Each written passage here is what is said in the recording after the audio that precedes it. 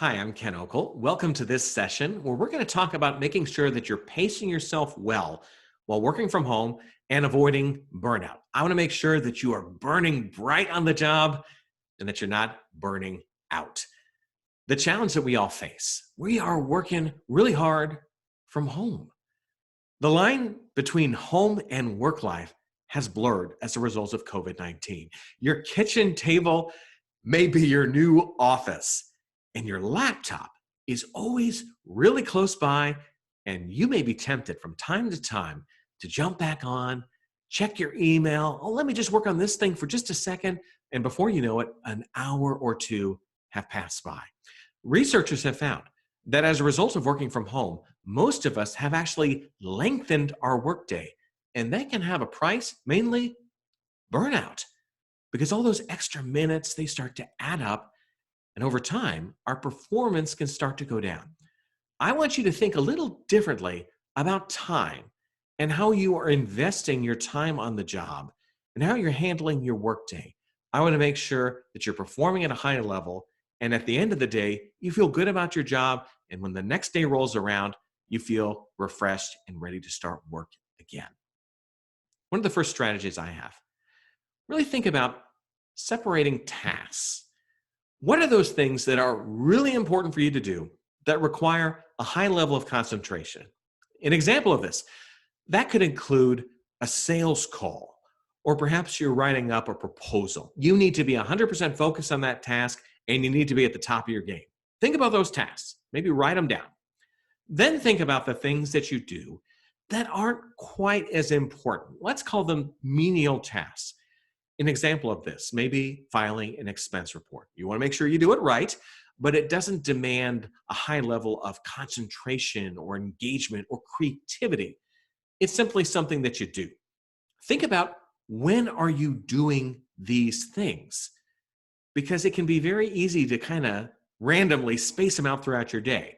You want to make sure, if you know during certain points of the day, maybe from 10 o'clock to noon, you perform at a pretty high level. Make sure during those times you're doing your high value tasks.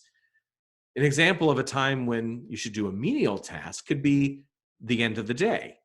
You're kind of winding down, you're not as sharp as you were. Do those expense reports during those times. Don't do the menial tasks during those times when you need to be performing at a high level. This can really make sure that you're performing well and that you're making the most of your work day. There are going to be those days. Doesn't happen all the time. When you're going to be on a hot streak, think of it like a basketball player. When you are just like, man, I can't miss. I'm just hitting shot after shot. When that happens, you're on a hot streak. Ride it out. Get as many things done as you can, but realize eventually you're going to cool down. You're going to come back to earth. That's okay. Don't be frustrated if you're on a hot streak and suddenly you kind of calm down a little bit. These things are going to happen. You cannot expect to be performing at 100% all the time. So just cut yourself some slack. Give yourself a break when that happens. Ride out a hot streak, but understand, unfortunately, they don't last. There are going to be those days when you are performing at a high level. Maybe you're not on a hot streak, but you're just doing things really well. You're in a groove. Let's say you had a project, something that normally take you an hour to do. But on this day, you were very organized, you were very efficient. It took you 50 minutes. So you got 10 minutes. What do you do with them? I really think this is a good time to reward yourself. Maybe that's a few minutes that you can give yourself to stand up, stretch a little bit. Maybe you run to your kitchen, get another cup of coffee. Perhaps this is the time when you investigate something that you always mean to get around to. Maybe you're looking at some sort of new software or some sort of other process that you think might be useful to bring to your job, but you just never have the time to do it. You suddenly have 10 minutes to do some investigation.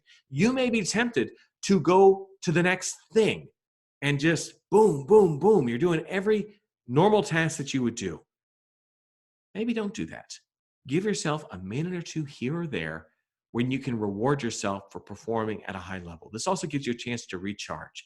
Because some of those activities that we would use to recharge on a daily basis, like having a water cooler conversation or going to the break room to get that cup of coffee or maybe even a donut, Those things aren't existing because you're working from home. Those little breaks can be very valuable at times, just giving you a chance to refresh and recharge. Think of it like investing in yourself. You're developing compound interest, where by taking a break here and there, you're actually improving your performance down the road. Think of your time as something that you can invest in for the future. Invest wisely. Along those lines, this is a big one. I want you to have some time barriers. What I mean is, define your workday.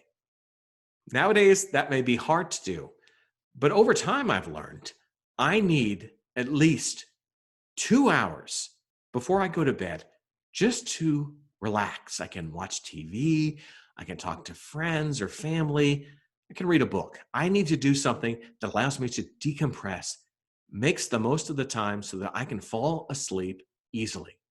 If I just keep working until I go to bed, my mind will not shift out of that high gear. So I know I should not be checking my email 2 hours before bed, because what'll happen, and maybe this has happened to you, you jump online, you see an email, and your brain, it starts turning. You start thinking about stuff. You start strategizing or saying, well, let me just check this or do this little thing.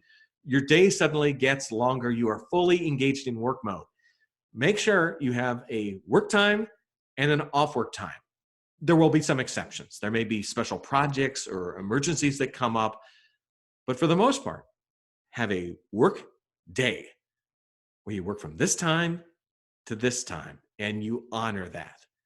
I find if you keep adding things to your day over time, you're going to wear yourself down. You're going to start to burn out, and that time becomes less and less productive. You get less rest. Your sleep won't be of a high quality, a high level.